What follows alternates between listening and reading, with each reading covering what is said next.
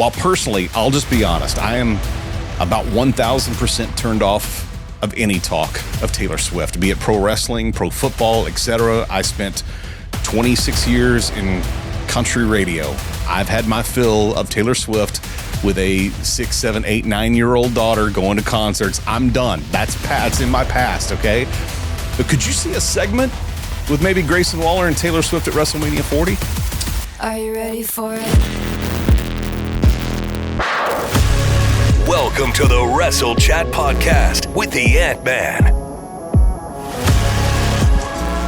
The weekend's here, and so is another episode of the WrestleChat Podcast. Welcome in, y'all. My name is the AntMan. I'm your host, Michael Glavin. Like Carmen Sandiego, where in the world are you coming to us from this week? You know, like Michael Cole would say, I am emanating live from my office in Charlotte, North Carolina. So you get me in more of a stationary situation this week. The crowd is hot. They're ready for some action. So let's get to it. Glad to have you back, and glad you're not in a garage or a closet. So we're good that you came out of the closet last week. Glad that you're here hanging out with us too, and hanging out to talk wrestling. If you're watching this episode on YouTube, I want to say thank you. If you'll hit that subscribe button, it would really help us out tremendously. And best of all, it's free. And if you like the episode today, hit that thumbs up. That would really help us out too. I also want to encourage you to chime in and join us in the chat. So leave a comment on this video. Let us know your opinion on any of the topics that we're chatting about here on this show, and we'll feature your message here in an upcoming episode. Let's start the show off with a question that we actually ended last week with, and it was this. Would you like to see Bo Dallas pick up the Fiend character and continue the storyline? Michael, I'm going to start with you. What would you think about Bo Dallas coming back and continuing that Fiend storyline that his brother left? Oh boy, you're putting me on the spot, making me go first. I'm bound to anger a lot of people. You know, I gave it a lot of thought this week, and it's a very complex topic. There's a lot of feelings. There's a lot of emotion involved. Ultimately, I think I kind of came to the conclusion of yes and no. Do I think that the Fiend character should come back directly with Bo Dallas at the helm? I would say no. Because while there's a character there, it's unique enough that I don't feel like Bo would be able to bring the elements of that. However, that does not mean that the Fiend is absent from the equation. You know, I think Bo Dallas could either invent a new character or stay with Uncle Howdy and refer to the Fiend a lot, similar to, you know, the way Bray would cut promos earlier in his career about being the eater of worlds and this more grandiose figure. I think there's a lot of room to still have the Fiend in the storylines, but without having to see him wrestle. And even, you know, we've seen on social media that a good friend of Bray's would come in and play some of the accessory characters, either, you know, one of the Fiend replacements, as there would be wardrobe changes, or the bird or the puppets or whatever. You know, it'd be great to have him dress up as the Fiend for storyline purposes only, obviously not for any wrestling, but I think there's the best of both worlds there. I think it would be great to honor the Fiend, and subsequently Bray Wyatt, by keeping that character within storylines and maybe even having visuals of the character from time to time, but really putting Bo in some form or another in this supporting lead actor role where he is carrying out things on behalf of the Fiend or behalf of the Eater of Worlds. There's a lot that could be done there that could fill a lot of years and a lot of TV time. So, but at the same time, we also know that that Bo Dallas is a great artist and a great performer in and of himself. And so I would hate to also pigeonhole him into his brother's legacy if that's not where he wants to be either.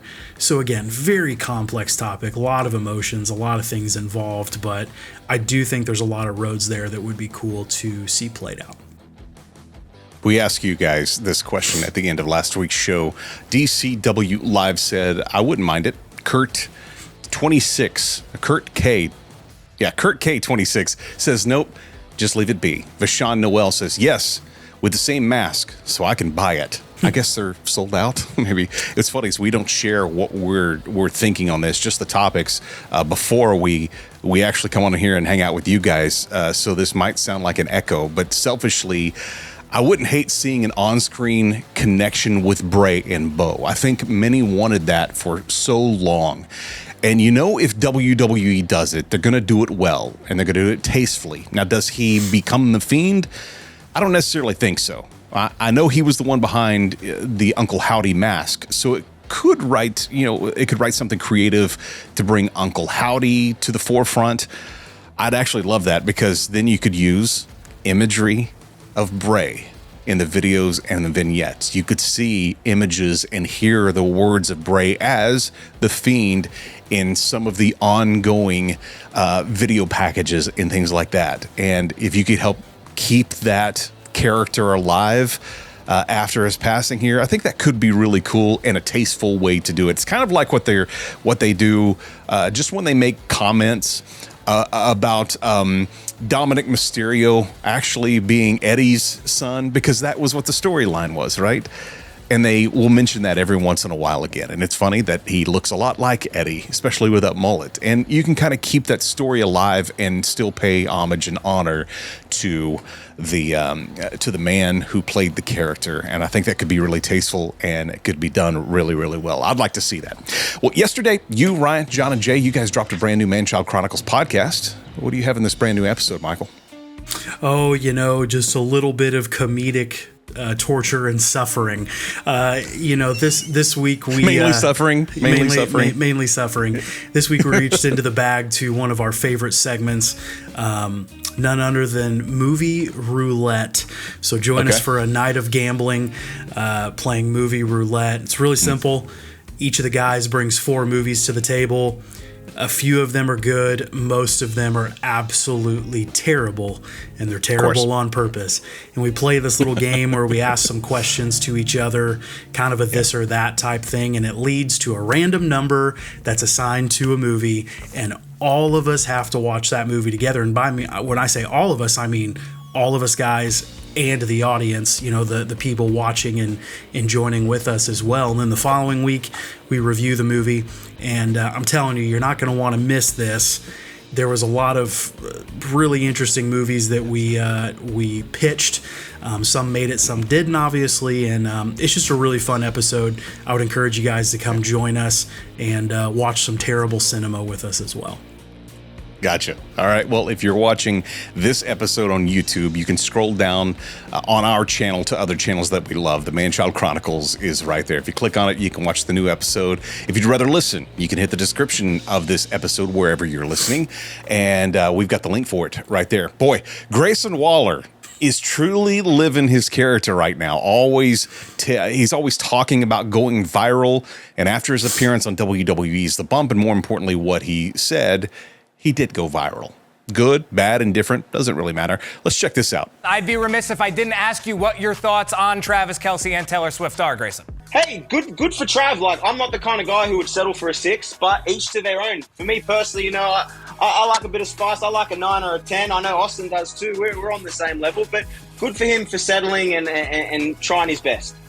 Well, social media will have stuff to say about that for sure. Wow. Well, I would say that that's an understatement. That the internet had some things to say about what he said, because I will say the Swifties came out in masses to attack Grayson Waller, especially after the comment of, well, if you're into settling for a 6,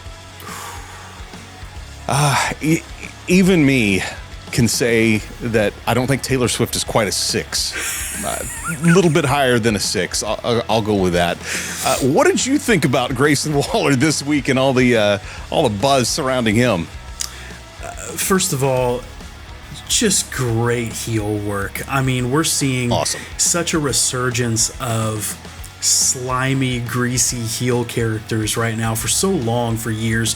We had the real bad guy that wanted to hurt people, or the establishment, or this, that, whatever. But now we got a lot of the greasy heel guys, and it's just fantastic. And I'll tell you what, the guy knew which nerve to poke, and then he proceeded to poke it about 17 times, and just absolutely stellar work. I do fear for his life because, get some bodyguards, bro. Wars have started over less. Let's just put it that way. And so hopefully WWE is protecting their guy as he helps bring ratings and views. But yeah, hopefully there's maybe you'll steer the conversation this direction. Maybe you won't, but maybe there's a storyline there with seeing a particular person coming into the WWE, maybe. Well, listen, he did respond, and he just, I think he doubled down. It looked like he was going to respond with a like a heartfelt sentiment of being sorry, when really he was just telling them he's sorry for the way they have to live and put their identity in another woman. Poke, exactly. And then he even played Shake It Off. You can scroll for a couple of days, I think, for going through some of the comments that were left on that. While personally, I'll just be honest, I am about 1,000% turned off of any talk of Taylor Swift, be it pro wrestling, pro football, etc. I spent 26 years in country radio. I've had my fill of Taylor Swift with a 6, 7, 8, 9-year-old daughter going to concerts. I'm done. That's in my past, okay? But could you see a segment with maybe Grayson Waller and Taylor Swift at WrestleMania 40? I think it would be a smart decision. I can tell you that right now. WWE has a long history of celebrity crossover. I mean, it could be argued in some form or another. I mean, we had Cyndi Lauper back in the day. She was, a very prominent female pop artist. As much as people want to be against it, it fits the bill for WWE. And I would love to see that happen. Me personally, kind of a Taylor Swift fan myself, have been for many years. And so I know that I would pop. And how often do you get to come out to your own music in the WWE? I mean, really think about that. How many people over time, you got like Shawn Michaels, you got Lita, but how many people would get to come out to their own music down the WWE ramp? I'm saying it's a recipe for success. Oh my gosh, I'm afraid that it is going to happen. That's the problem.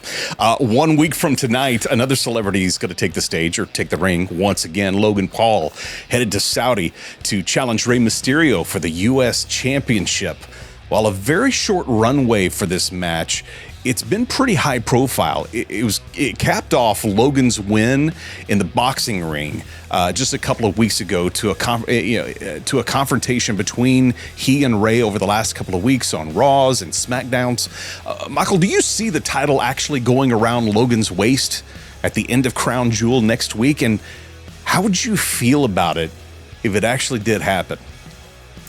Well, all things in proper order. If you go back to one of the very first WrestleChat Podcast episodes, when we initially talked about Logan Paul in one of the matches that he did, I believe there's actually still a reel hanging out there where I speak my feelings about Logan Paul, and they are not necessarily positive. Not really a Logan Paul fan for various reasons. But with that said, putting the United States Championship on Logan would be a fantastic business decision. With the way that guy is in the media, while viewed as, outside of wrestling, he's definitely a heel to the general public as well.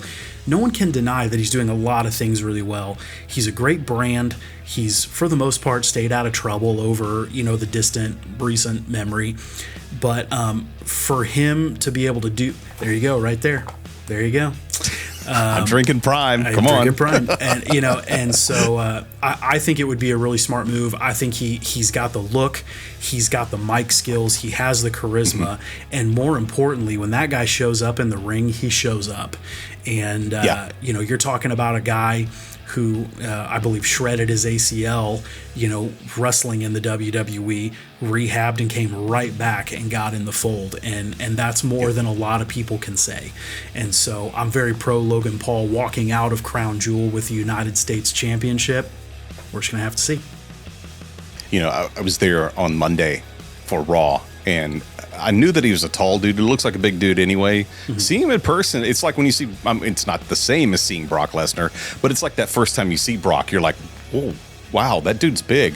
And like I knew Logan was a big dude, and you see him in person, you're like, wow, he's actually much bigger than what I thought when I see on TV. Mm-hmm. Let's stay on track of things that you didn't expect to see. How about this? Ric Flair in an AEW ring. Now, luckily, it wasn't to wrestle, at least yet. I mean, he almost started taking his clothes off, and he almost elbow dropped the jacket on Wednesday night. But he was Tony's gift to Sting.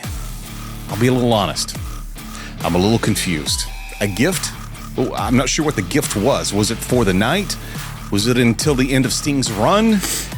Is there more to Rick being on AEW TV? When we talk of promotions being unpredictable, it's typically because someone, shows up to start a feud, or someone turned on someone else. In this instance, it's really left me with the thought of, okay, but now what? And unfortunately, it's not really in a good way. Michael, I want to get your thoughts on the Nate and Sting on AEW TV this week. It's a choice. It's definitely. Is it a bold move? It's a bold move, Cotton. We're gonna see how that plays out. I love Ric Flair. Many argue Mount Rushmore for Ric Flair, but we gotta quit appeasing this guy when he says, "Well, I could probably do it one more time." Yeah. I don't know. I mean, obviously we understand the connection going, but they literally closed WCW, and there's a lot to be said there in terms of history, but what is there to do with it now? And so Ric Flair coming in as a manager, as an on-screen personality, a general manager, something, that's all great. Good for Rick, staying in the wrestling business, whatever, but it's a little uncomfortable and worrisome, at first glance, depending on what they decide to do with it. So I don't know, man. And gift, like, is that, did Tony Khan get the 24-hour rate for Rick to do things with Sting? I don't know, but yeah, I don't get it. I don't get it as being a gift. A surprise would have made sense. I've got a surprise for you, Sting. I got a gift for you. So you don't get to keep the gift? Or maybe he does. Who knows? AEW After Hours. Maybe so. Listen, let's continue to fill up this bingo card of things that we didn't expect for 2023 and go ahead and add a company's name change to the card. Starting in January, Impact will once again be known as TNA. Total Nonstop Action Wrestling. With their Thursday show, it will once again be holding the title of Impact rather than Impact being the name of the company. Stay with me here. The name TNA definitely has some name identity, for sure, in more ways than one. Some notable moments in wrestling history, too, with guys like Sting and Samoa Joe and AJ Styles, Christian Cage, Bully Ray, many, many others. We're just scratching the surface there. But there's also a segment of the current audience that has no real recollection of TNA history, and it just kind of, they cock their head sideways and maybe raise an eyebrow when they hear the name TNA. Like, what? I'm not really sure what you're talking about here. It takes some getting used to. Let's say WWE decided to go back to WWF. Now, listen, it's been much longer since that name change, but TNA President Scott D'Amore said in a live stream earlier this week that they would have new title belts. They would reflect the name change as well. So brand new titles coming in January, and anybody who is a title holder then they'll just trade the belts out. That's all they're doing. How are you feeling about TNA coming back as the name of this company? Overall, I mean, I thought TNA had more value both as a brand and as a identity than Impact ever did. Impact obviously struggled a lot. Various different owners, on-screen personalities, different things. I think TNA is their attempt to go back to roots and really go back to the things that set them apart. They have a lot of unique matches. Thankfully, they're not going back to the six-sided ring. No. You know, while cool, it's confusing. And so I'm in a tag match. Where do I stand? But no, I really think that it's a great move, and I think getting back to a little bit of their history and a little bit of wrestling purity can make some stars again and get some people out front. But in the world of three-letter organizations, Impact just didn't fit.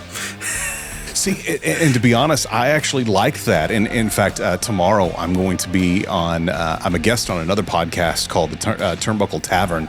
And we're going to get into this a little bit because Impact stood out. You had all these three-letter companies, and then you had a company that just had a name and is big and bold with an exclamation mark at the end of it. And I kind of feel like it might just be another three-letter company and get lost in the mix again. We'll have to wait and see. I will say that since it was announced on last Saturday at their pay-per-view, Bound for Glory, at the very end, since then the actual response seems to have been pretty good. So can't wait to see what happens here and what January brings for us.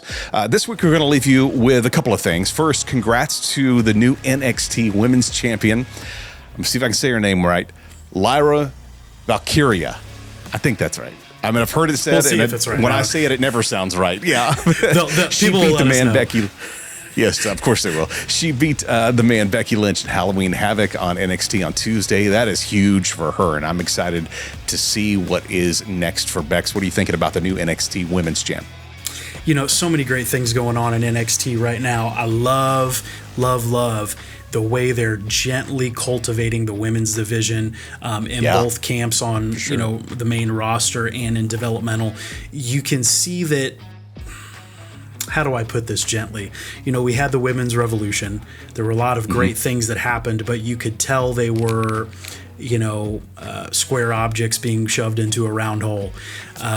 It was forced. But now what we're seeing is a more organic growth of superstars where we want to see these people, and they're not just getting a main event slot to be able to say they got a main event slot. Not that anybody didn't deserve it previous to now. That's not what I'm saying. But we all know that it came on pretty quick and heavy-handed. And so now as we're generating these homegrown natural stars all around, man, it's just an exciting time to be a wrestling fan with a lot of really, really young talent in the WWE getting ready to do some great things. So the women's division especially, just super impressive right now. Yeah, agreed. And it'll kind of go along with what we're going to leave you this week, a question. We want you to respond on our Instagram. We've now seen multiple appearances and face-offs from Jade Cargill. Impressive appearance at Halloween Havoc Tuesday, but we still yet to see who she might feud with. There's been nothing physical happen yet. So who would you like to see as Jade's first feud? Check our Instagram at WrestleChat Podcast. Check out our post of Jade and leave a comment, and we'll share your thoughts next week here on the show. And no, Michael, you cannot be Jade's first feud. I'm sorry. We got to take that off the table. Does that leave a sour taste in your mouth this week? Soul-crushing disappointment is more of the answer, but there's therapy for that. It'll be fine. Go there and chime in. Let us know who you would like to see your feud with. Our Instagram is WrestleChat Podcast. Man, always good to catch up with you, Michael, and talk wrestling. Good to have you guys, too, joining us. For Michael Glavin, I'm the Ant-Man. We'll see you next week right here on the WrestleChat Podcast.